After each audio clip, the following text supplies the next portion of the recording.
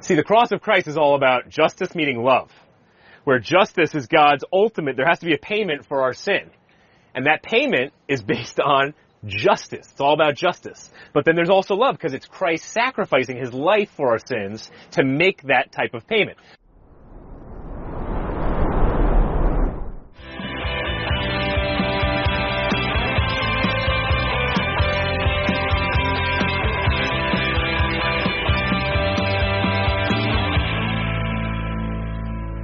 Can you explain how we as Christians can defend against the argument that the Bible may have been changed over the course of history to perpetuate like an agenda by the church?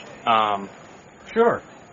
The Greek New Testament that we have today in English is based on over 5,800 Greek manuscripts or pieces of manuscript dated from the 2nd to the 10th century A.D., all agreeing to an infinitesimal degree. Now, are there manuscript variants? Yes, there are. But those variants are so small, like, is the word singular or plural?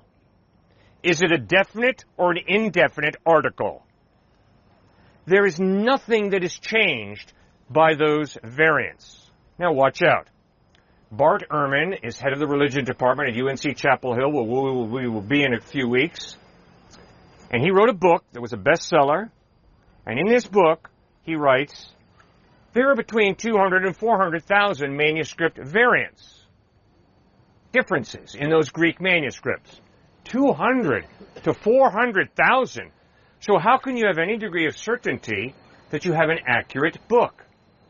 Well, what is also true is those 200 to 400,000 manuscript variants are located in 25,000 manuscripts, which means you have 8 to 16 manuscript variants per manuscript. We have an incredibly high degree of certainty that we really have what those eyewitnesses wrote. The idea that the Council of Nicaea put together the New Testament is false. The way you know that is by reading the early church fathers, who begin to list the Gospels and also other of Paul's writings. Now, was there some debate about the authenticity of a book like Hebrews, or 2nd and 3rd John, or 2nd Peter? Yes, there was. Did that debate go on into the 2nd century and 3rd century? Yes, it did. But it was not the church that got a council together and pulled a power move and decided, we're just going to reject the Gnostic Gospels because we don't like them. Baloney. The tests that the church used to determine what was going to be in the New Testament, what are the 27 books of the New Testament? The tests were really simple. Was it written by an eyewitness or by somebody who knew an eyewitness, like Luke, and obviously Paul? And secondly, was it accepted by the worldwide church around the Mediterranean? If the book was simply accepted in Alexandria, Egypt, but not in Antioch or not in Rome, it was not accepted as part of the canon, the New Testament. It had to have universal acceptance, and it had to be written by an eyewitness or by someone who knew an eyewitness. And then thirdly, it had to hold to the Orthodox Christian faith. And that is why the Gospel of Thomas, the Gospel of Mary, the Gospel of Pontius Pilate, which are Gnostic Gospels, which means they're based on Gnostic philosophy, were excluded. So there are many different non-Christians, so enemies of the Christian faith, who actually talked about your great question within the first 90 years after Christ, even closer. I'll give you 3. Tacitus, who's a governor, Roman governor, Pliny the Younger, and Josephus. Okay, they despised anything Christ-related. And yet, very early on, they talked about how, just like the book of Acts backs up, Christians were given the name Christians by pagans. They hated Christianity. Women, for example, Josephus talked about, were the first ones to the tomb after Jesus rose from the dead, and so everyone should discount their testimony. So you get the entire Christian story, the majors, from these non-Christian authors who hated Christ, all within the first 90 years after his death, one. And then two, basically similar to his point, is you had the preaching of this early happening, which was who Jesus was, but especially his resurrection of 1 Corinthians 15, 3 through 8. So who he was, how he died, rose from the dead, who were the eyewitnesses, that spread throughout the known empire within weeks. Within weeks, crucial, after the resurrection. So nobody could have made this power move where they said, we got it. People don't know it. People don't know it, so we just have it, and we're going to garner this type of power and do whatever we want with it. No, it spread so quickly that there could have been no type of authoritarian dictatorship to say, we got this message, we got this power, and we're going to propagate it to our own ends. How can I believe in a God that claims he's morally just but sees things like homosexuality and murder as equal? The Bible never says that homosexuality and murder are equal. The Bible never says that lust and rape are equal. The Bible never says that hatred and murder are equal. What the Bible does say is, all sin separates me from God, be it hatred or murder, be it lust or rape. But the Bible never says that it's just as bad to lust as it is to rape. That is a total misreading of the Bible. Obviously, ethically, in terms of the consequences, it is far worse to rape than it is to lust. But what Jesus in the Bible does insist is, all sin, my lust, the rapist's rape, separates me from God because God is morally perfect, God is holy. The cross of Christ is a clear statement. God takes evil seriously, and forgiveness is not free and easy. Just think about it. If someone hurts you badly enough, if you choose to forgive them, you pay. It costs to forgive. Nobody just gets off scot-free. Someone's got to pay. If I rip a pound of flesh out of you and you forgive me, what you're saying is, Cliff, I refuse to rip a pound of flesh out of you in revenge to equal the account. No. What you're saying when you forgive is, you're saying, I will absorb the hit. I will absorb the hurt. Refusing to wreak havoc in your life and get justice, I will allow God to judge you, because he's all-knowing and he's just, I am not, and I will forgive you, even as God has forgiven me. So watch out. Yes, all sin is equal, in that all sin separates me from God. No, all sin is not equal in its ethical consequences, in its practical consequences. I've come across an argument that's pretty common recently from non-believers saying, like, if God is so good, why does he let bad things happen to good people? How could I combat that? And where I start with that is, I do not know why God allowed evil and suffering. When my younger brother lost his 7-year-old daughter in a horrible car accident, and I went out to be with him, believe me, I wouldn't give him any answers.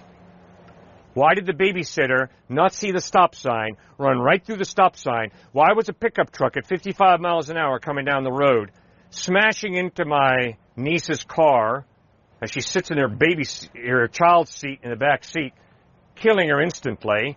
Come on, God. The babysitter could have been helped to see the stop sign. You could have done that easily. Why didn't you do it? I do not know. But intellectually now, we got to think.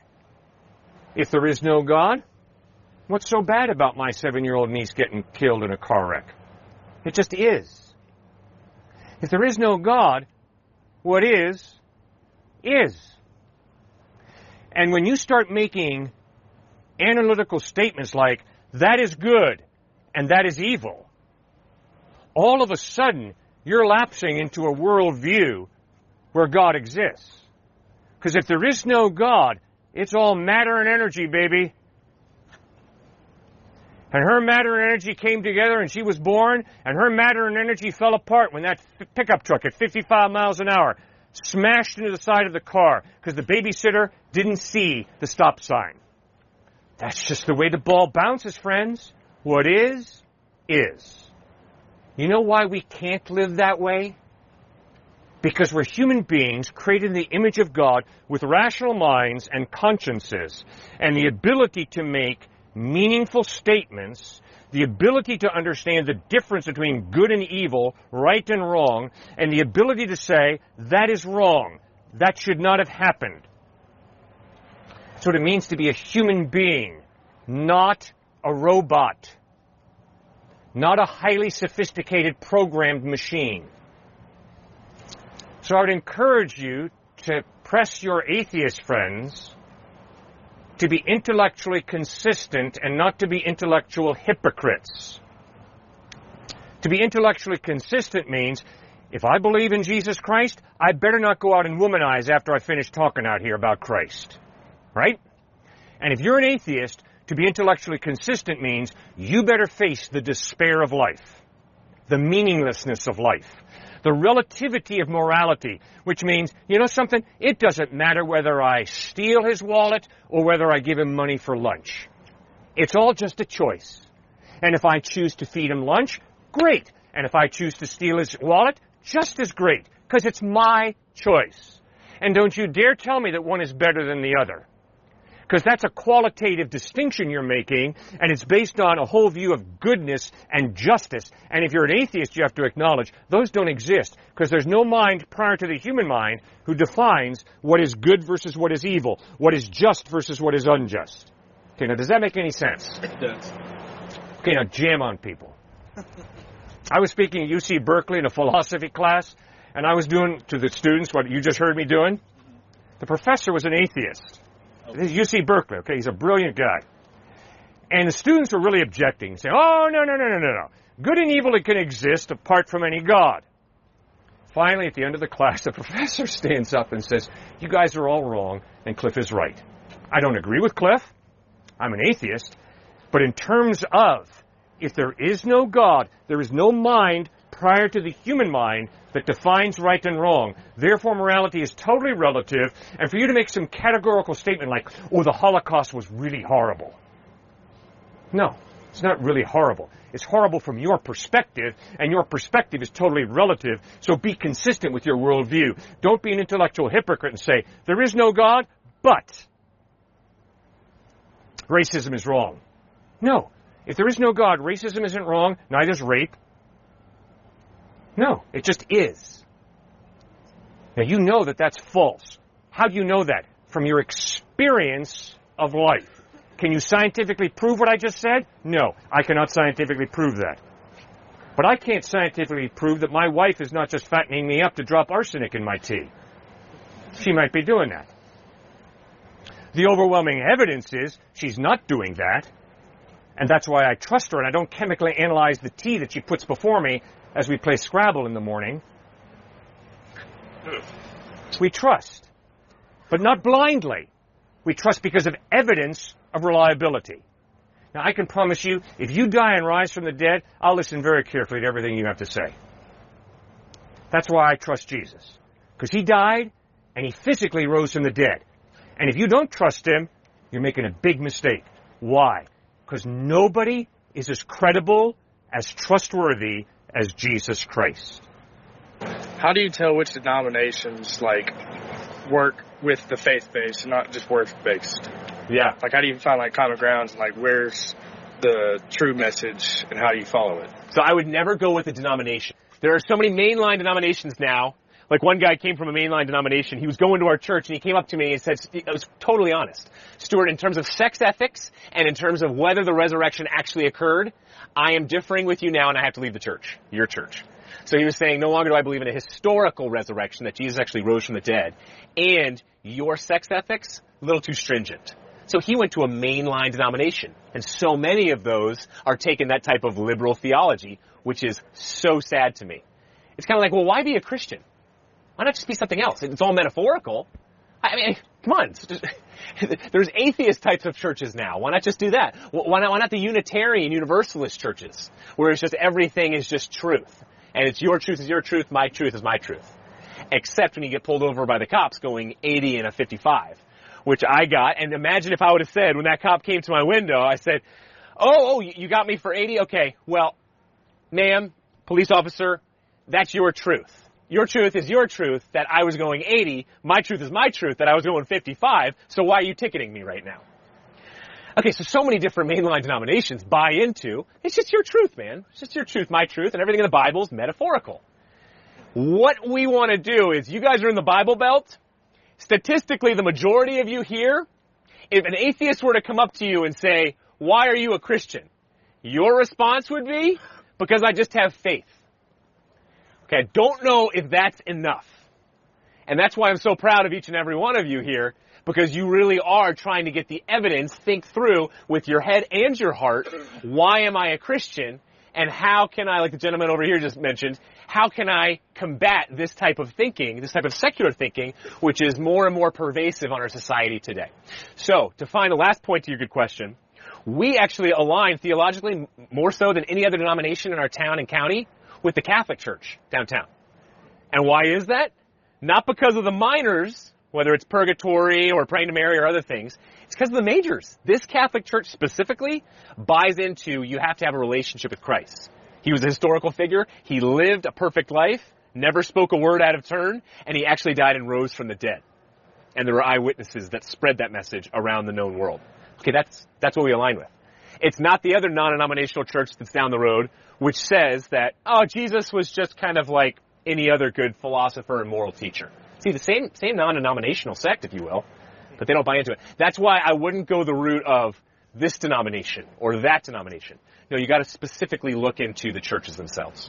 So I kind of want to turn the logic that you used back onto you. Good. Specifically when talking about, you mentioned how Jesus is the most credible figure because he rose from the dead. Mm-hmm. But why does that make him credible just because he did this alleged supernatural act? Versus if somebody else says, okay, this actually makes a person more credible, like Muhammad or Buddha, a figure like that, and based off of their actions, that's what makes them credible, more credible than Jesus. Like, what would your response be? And I have a second question. You make your decision. And if you're impressed with how Islam has spread by the sword versus how faith in Christ has spread with the towel, when followers of Christ have killed people in his name, that's a violent contradiction of Christ. Sadly, it's occurred. But when followers of Muhammad have used the sword, they are not contradicting Muhammad. In the Quran, Muhammad writes, live at peace with all people. Then he goes on and says, defend yourself if you're attacked. But then thirdly, he says, kill the infidel. Now, my Muslim friends, I think, have a real dilemma there. They got to decide what's true. But you see, when you study the different options, what you begin to realize is the evidence of his teachings, his lifestyle, the way he treated people, the way he died, loving and forgiving his enemies, and the way he rose from the dead points to Christ being the truth. Now, when someone says to me, well, Cliff, I don't think that the resurrection of Christ is very impressive, I feel like saying, you got to be kidding me. I feel like saying, stop lying to me, stop lying to yourself. Why? Because if you get sick enough, you know where you're headed. Straight to a hospital to get a doctor to get you better. Why? Because you treasure your life. Now, Jesus said, I am the resurrection of the life. Whoever believes in me will live even though they die. That's a very good doctor. The question is he blowing smoke or is he speaking the truth? And his resurrection from the dead is clear evidence. He ain't blowing smoke. He is speaking the truth. But like from some of the things I've heard, I feel like sometimes there's been some, I don't know, generalities of like equating two things that are like sin from a Christian standpoint, right? As equal. And so I guess my question would be, what would you say to people who weaponize the Bible for means of producing their own agenda or things like that? I mean, we even have people like the Consuming Fire folks who come out here and they scream at people. They, use, just homophobic language and stuff like that and a lot of hatred. And so, like, what would you say to people who weaponize the Bible for means of passing their own agenda, gaining power and stuff like that? And because that happens, does that not mess with your faith? Just because somebody twists Christ, tells you nothing about Christ, it tells you a lot about them. And you as an African American, you know that. Because you have chosen not to allow white Christian racists to turn you off to the true Jesus who did not have a racist bone in his body. So you know that you've got to be clear thinking, you've got to be open-minded, you've got to go to the source document, the Bible, and figure out, did Jesus call for his message to be weaponized to destroy people? No, the opposite. The guy comes up to Jesus and says, what must I do to inherit eternal life? And Jesus says, what are the commandments?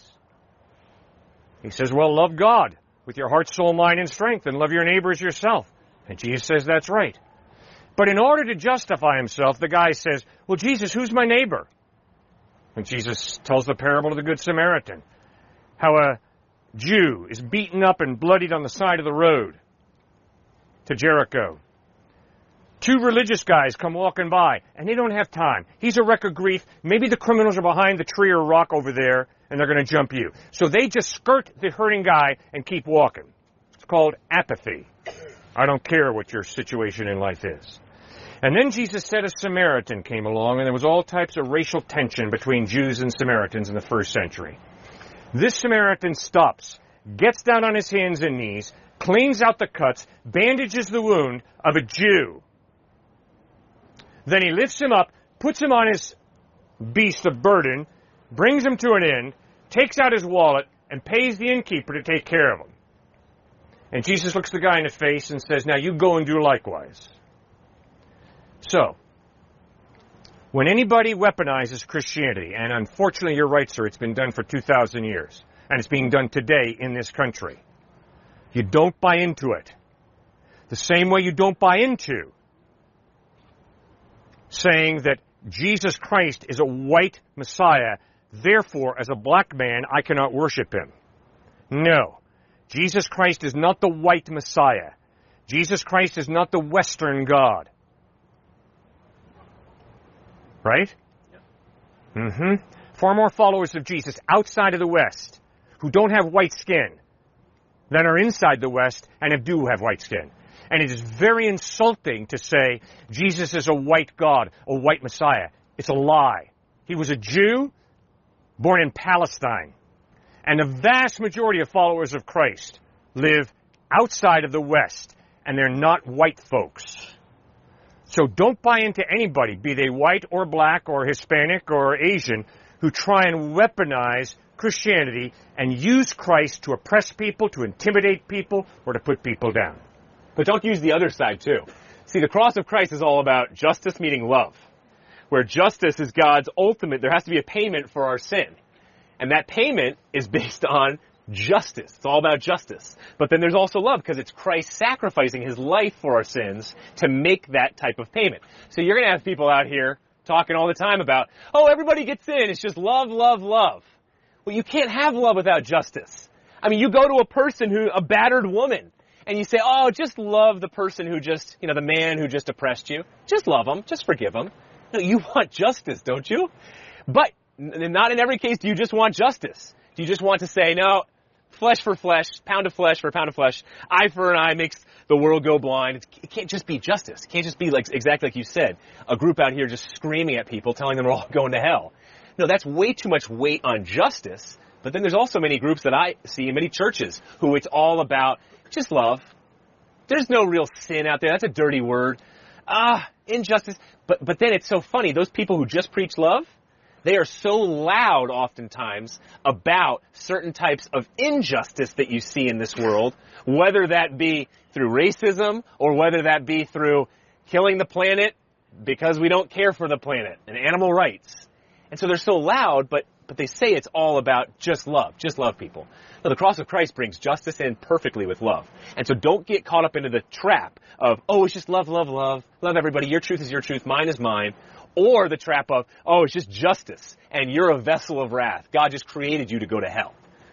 So it's the perfect wedding of the two that you have at the cross, which is hopefully what we're doing out here.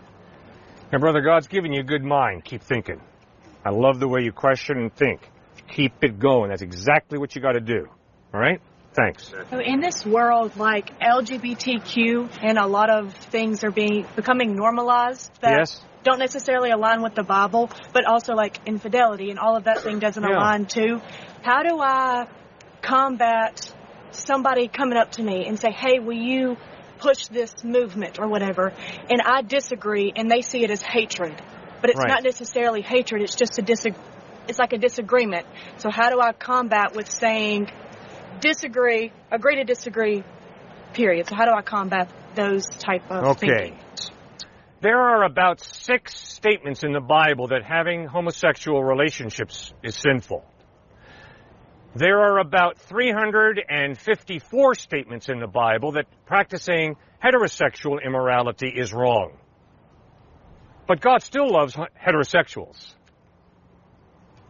Okay, what do you think I'm trying to do there? That He loves everyone. That He loves everyone. That we're not going to take one sin and blow it out of proportion. That we all have feet of clay. We all sin. And I can promise you, I have sinned sexually. Through my heterosexual lust, I am a sinner. So I'm not better than anybody. And I can promise you, if you're going to try and convince me that I hate you because I say that homosexual sex, the practice of it, is wrong, then I guess I hate every adulterer, every fornicator, everybody who's in pornography, and everybody who's into lust like I am. So I guess I hate all of humanity. Give me a break. I love and respect all people. Why? Because a person's value has nothing to do with their sexual practice. Nothing to do with it. A person's value has everything to do with the fact that we are created in the image of God. And guess what? I'm a sexual pervert because I have committed heterosexual lust, which means I have perverted the gift of human sexuality that God has blessed me with. And I'm no different from you, and you're no different from me. So let's get over it. Let's start loving and respecting each other and speaking the truth to each other and holding each other accountable. I'd like to invite you to Grace Community Church, located at 365 Lukeswood Road in New Canaan, Connecticut. Our services are at 9:30 a.m. and 5:30 p.m. on Sundays. Hope you can join us.